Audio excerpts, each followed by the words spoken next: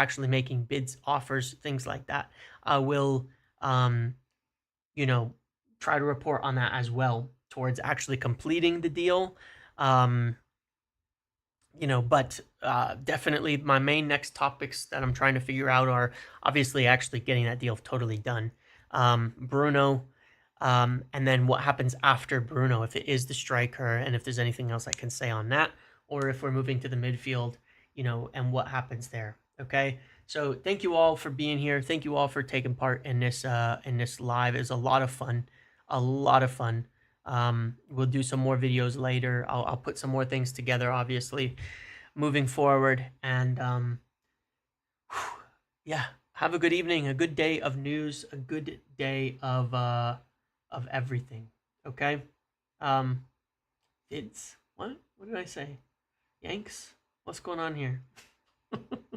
What's the skull for, Smokey? What's the skull for? Yeah, we're at over 950 already, so thank you for that. Appreciate you guys. Almost there. It'll get there with people who watch a little bit after the fact to go through or go through that. So I appreciate you guys. Thank you very much. Calling us broke. Well. Listen, I've seen people yelling, understandably, I'm not making fun, about $60 for a ticket. So, you know, it is what it is. They complain when it's 70 Fahrenheit. Oh, okay, fair enough. All right, guys, I'll see you later. Have a good one. Thank you all. Thank you for the donations and the memberships and the viewers and everything. You guys are amazing. I appreciate it so much, more than you would ever know. Okay, have a good one, everybody. Enjoy the rest of your